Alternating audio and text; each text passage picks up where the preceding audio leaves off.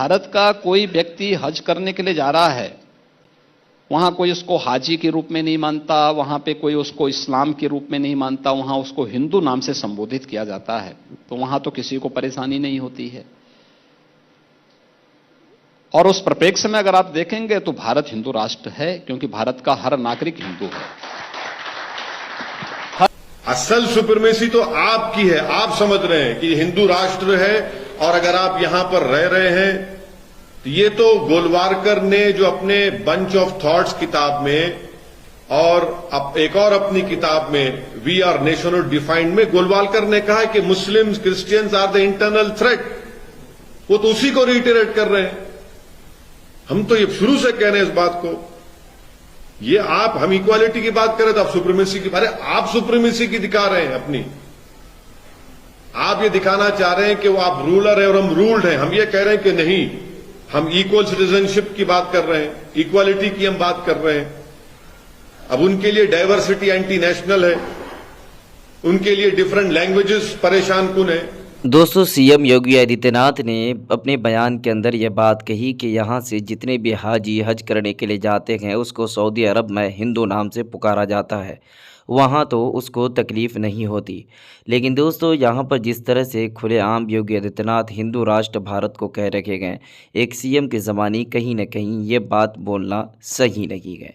लेकिन दोस्तों, आपको बताएं कि जिस तरह से योगी आदित्यनाथ से लेकर इस तरह के भाजपा के कितने भी नेता हैं जो हमेशा से ये बात कहते हैं कि भारत को हिंदू राष्ट्र बनाया जाए और भारत हिंदू राष्ट्र है, तो वहीं पर जिस तरह से हिंदू राष्ट्र को लेकर असदुद्दीन अवैसी हमेशा से बोलते आए हैं कि इस देश के अंदर संविधान है और संविधान से देश चलता है और संविधान के मुताबिक ये देश को चलाया जाता है, और इस देश के अंदर कहीं पर भी ये नहीं लिखा हुआ है कि भाई कोई भी एक समुदाय के लोग ये कहे कि इस देश को फलाना राष्ट्र बना देंगे।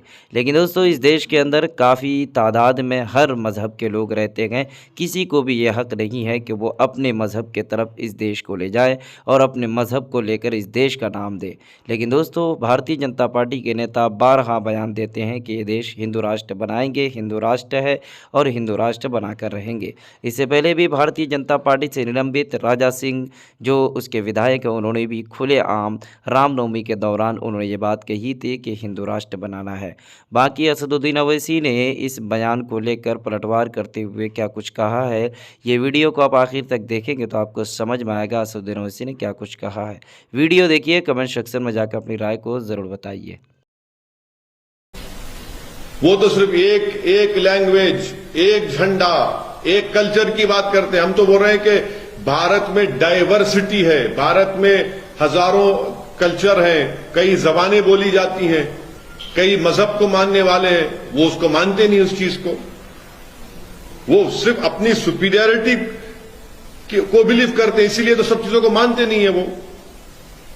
और आखिरी बात यह है, जब वो वॉर की बात कर रहे हैं, वो डायरेक्टली इंसाइट कर रहे हैं लोगों को, वो डायरेक्टली इंसाइट कर रहे हैं कि वायलेंस करो मुसलमानों के खिलाफ।